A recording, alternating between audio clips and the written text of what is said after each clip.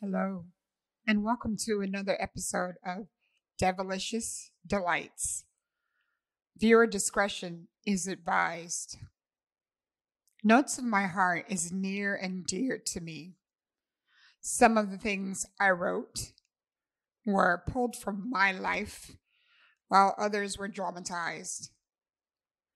I hope you enjoy. And now, Notes of My Heart, Chapter 2. Chapter 2. Resolutions. 11:59 p.m. December 31st, 2000. Lucky Duck Tavern. 5, 4, 3, 2, 1. Happy New Year. Everyone in the bar cheered, and the guy I just met kissed me, full on the lips. I didn't open my mouth, and I almost slapped him in his smug face. Who does that? Resolution number 1. Do not let a man buy me anything. Frowning, I thought I heard my name, and I looked up. My face was on the screen. The overnight sensation, Tae jazz aficionado, beamed for the photo. I rolled my eyes. But Chuck, the bartender, saw me and turned up the volume. She began her career in Atlanta, but now Miss Tae Hart is loved the world over with such hits as Madness in the Moon, I Hate That I Miss You, and Who Could Forget When You're Gone. Tae Hart is forever in our hearts. Her rise to fame began with Kiss My Way, produced by the legendary Diamond Deber when she was just 17 years old. Everyone is hoping for the upcoming tour to go international soon after the US tour. Requests have been coming in from South Korea and the UK. We've been told that from the official Heart fan club. In other news, I ain't never met a celebrity as fine as you. Shoot, girl, this our lucky night. I eyed the guy on the stool next to me. His name was Hakeem. He was an artist, painter. Since we had that in common, we talked about our style. He used acrylic and I paint with oil. He asked to see my work, which was all at my home. He tempted me to roll my eyes because he squirmed my way knowing my name. Just another perk of being a celebrity. Various others constantly warned that men wanted to share the limelight and would swarm around me like snakes, trying to get their hands deep into my pockets. Oh goody, another Devon. Hakeem did all the talking, and I peppered in some mm-hms, but I really wanted to get away. His dragon breath upset my stomach. My eyes skimmed the crowd. So many drunken faces, loud, roaring individuals, watching the red-headed lady drunkenly sing Moni Moni by Billy Idol, a classic. Yep, it was time to go. My friends and backup singers Jessie, Kiki, and Annalise urged me to come out tonight, but I politely refused. Even still, I tried staying away, but I gave up. Besides, there was only one man I wanted to see tonight. Unfortunately, that man had a girlfriend. Lucky me.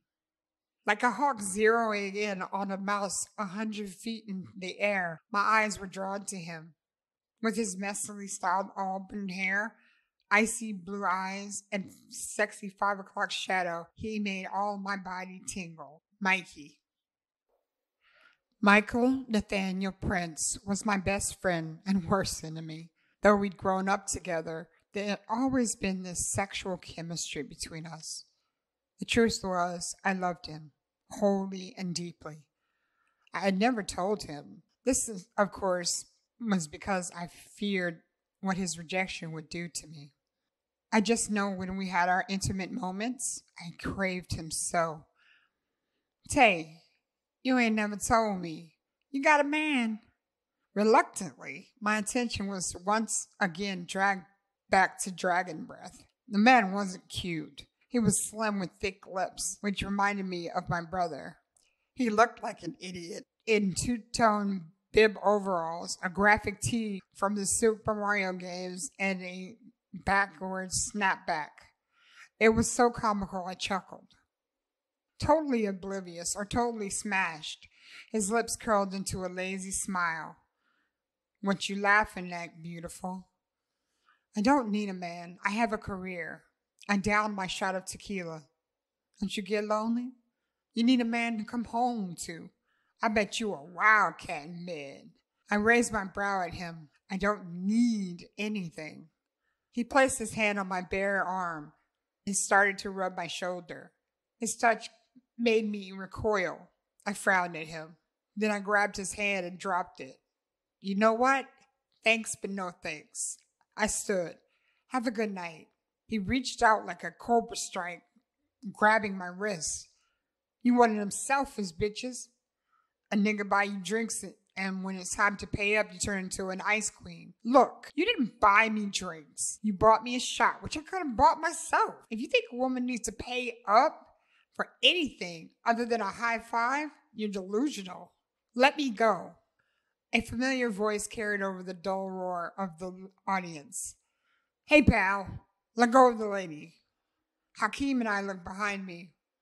Mikey stood there, pink lips tight, his darker red brows creased. The bar's overhead lighting bounced off his face. He narrowed his eyes at Hakeem. The oblivious man scoffed while releasing me. Oh, yeah? You gonna make me, white boy? Mikey strode our way until it towered over the fool. Don't you know how to treat a beautiful woman? Obviously, the lady is spoken for, and if you touch her again, I'm going to knock your teeth out. Mikey folded his toned arms. Obviously, the woman isn't all that spoken for if she's at her bar alone. I knew what was coming. Mikey was going to kill this dude. Mikey, come on. I put my hand on his shoulder. Come on, Mikey. Drive me home. Hakeem stood, but Mikey laid a stiff hand on his shoulder and forced him back down. I put my hand on his back and rubbed it. Mikey turned to me. It's okay. Let's just go. We both turned, and he grabbed my hand again. Her music's garbage, and she can't sing, Hakeem yelled, standing up again. Mikey stopped dead in his tracks and turned. Mikey, no! But Mikey strode to him and ducked him in the face. Hakeem collapsed to the floor like a Jenga structure. Mikey's chest rose and fell in quick succession as he breathed hard. Good job, Nat, the bartender yelled over the dead of the room. Mikey pulled out a 50, handing it to the man. Night, Tae, Chuck said, grinning. I smiled, and Mikey grabbed my hand again, leading me outside. He marched to my car. Once I got in, he slammed the door. Then he got inside and started the car. All the while, his face was a mask of rage. Mikey, are you okay? He stayed quiet like he was concentrating on the road. I can't stand when men touch you in front of me. I know that sounds possessive, but, well, it's everything you've been through, he whispered. I know what you're trying to say, but you have to stop fighting. The press would love that. He exhaled. I know. Where are we going? Dancing? No. It's too late.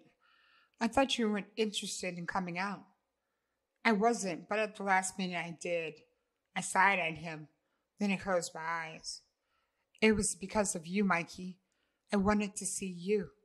I was quiet, chasing away my naughty thoughts of Mikey. I felt that warming between my thighs. Like he could sense it, Mikey put his hand on my exposed one. I hiccuped. Do you want me to drive you home? If I wanted to go home, I'd be there. It took 45 minutes to get to my house. I lived in the mountains near Lake Tahoe. It was like a different world. He pulled up to my gate and keyed in the code. The gate slid away. I say house, but it's a mansion. And it had 5 bedrooms and 6 baths. I got it last year. Before I stayed in LA in a quaint house, but after the incident, I moved somewhere where I can be secure. Even though Mikey insisted I get a bodyguard, I refused. I know I should listen to him, but I needed some part of my life to remain the same. Mikey lived in a family-style home not too far from me. I didn't go there. No need to run into his girlfriend, Isabella, the bratty model and all-around bitch who talks shit behind Mikey's back. Mikey pulled up to the three-car garage and waited, trying to focus my eyes. I glanced at him with a smile. You want to come in? A sinful glaze was in his eyes. Yes. We entered and Mikey headed to the kitchen. I shed my white Jimmy Choos at the door. I paired it with a fancy white Chiara Bon La Petite robe dress. I padded up the stairs to the master bedroom. Its color scheme was shades of blue. Since meeting Mikey, it had become my favorite color. I loved my hot house, king size, white oval-shaped bed, and I wanted to indulge myself. The hardwood floor was dark mahogany and shiny. Behind my mammoth bed was a fireplace. I floated into the bathroom and flipped on the lights, giggling to myself. This room bared shades of cream. A famous interior designer decorated my whole house. I stumbled about disrobing and grabbed one of the crumpled nightgowns on the floor. It was see-through with a deep V in the front and a tie above the breast. I passed the wall-length mirror and patted my long blonde braids. It was low maintenance for the tour. I frowned. The blonde made me look different, like I was somebody else. But of course I was. Tae Hart, professional singer. Tae Hart, celebrity. I could do without the publicity, paparazzi, and gossip. Everything else was easy.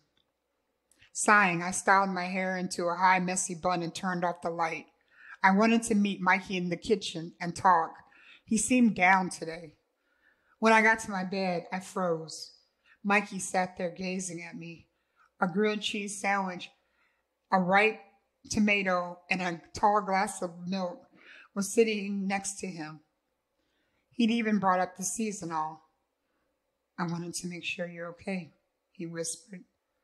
I scratched my neck and fidgeted with my nightgown. Mikey never came to my bedroom.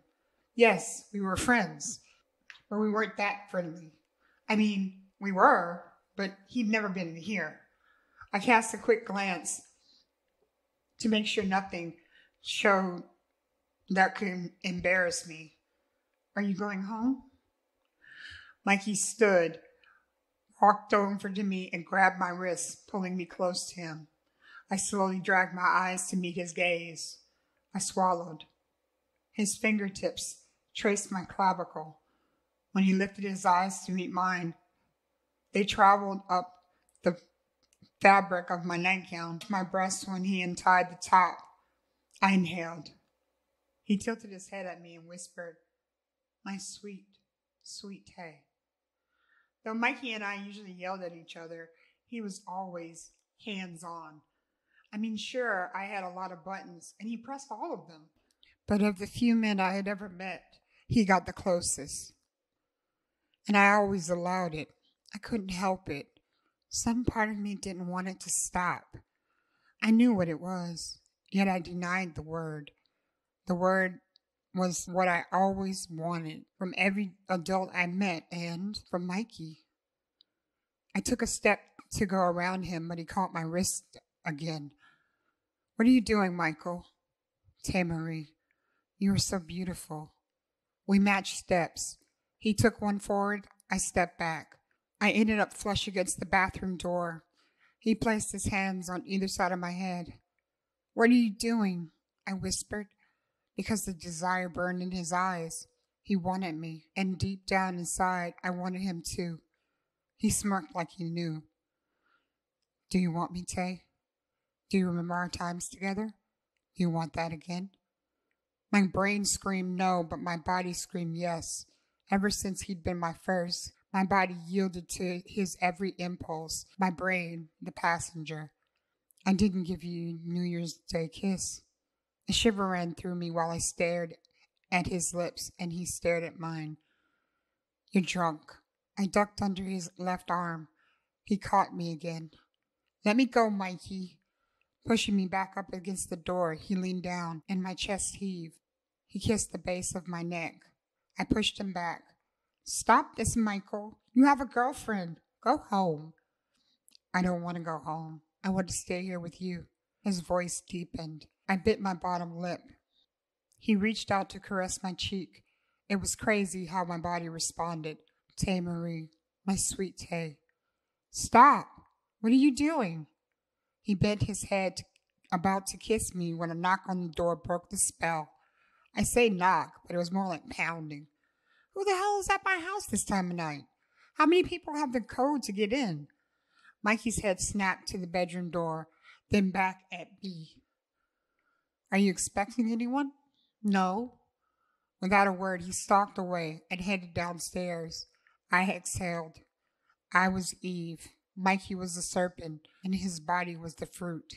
As teenagers, he was a know-it-all and arrogant, but he could also be kind and considerate. I wanted his attention, and he wanted mine. I closed my eyes. That's when the shouting began. Oh God, Mikey! Though my blonde-headed stalker was locked in a mental institution, I continued to receive hate mail. My mind screamed at me to protect Mikey. Harm to him over something senseless was all too real in the celebrity world. Though the voices became clearer, I paused mid-step. One voice was Mikey's, and the other was Davon. Resolution 2. I will not date cheaters. Rolling my eyes, I descended the stairs. What the hell are you doing here, white boy? Davon bellowed. Tae Marie, get your fine ass down here. I could ask you the same. Tae is busy. Leave. Mikey's tone left no room for argument. Now I know good and goddamn well you're not fucking another man's woman, white boy. No, you're not her man. You were never her man. She's with me now. So you think you're the king, huh? We'll see. Tae, you hear your man calling for you. Get down here. You have one last chance to leave with all your teeth intact. I walked into the foyer where the men stood eyeing each other. I shook my head at the sorry excuse for a man named Davon. Davon Esty was 6 feet tall with short, black cropped hair and a perfect trim mustache. It was my pleasure to watch him clog my sink when he clipped it. Also, he doused himself in Old Spice. Now I hated the sight of it. I preferred Mikey's Obsession for Men by Calvin Klein. I loved the vanilla and spice scent of it. Tae, break Opie's heart and tell him who King Daddy is. I don't like competition. Tell old boy who's the king of this castle. I'd had it up to here with this pompous ass. Time to hit him in the ego. He said it. Please leave. I was busy. Busy doing what? Isn't it obvious? Mikey grinned behind Davon. The expression when he glanced at Mikey's and then my face was priceless. So you sleeping with the white chump to get back at me? I smirked and sauntered to Mikey. My hand rested on the back of his head to pull him into a tongue kiss. Mikey was all too eager. His free hand slid down my butt and he squeezed. I pulled away, desiring him even more. After eyeing him, he gave a look that said he felt the same. I giggled. Davon looked utterly defeated. Goodbye, D. I caught Mikey's eye and the come here finger with a breathy, come on, lover.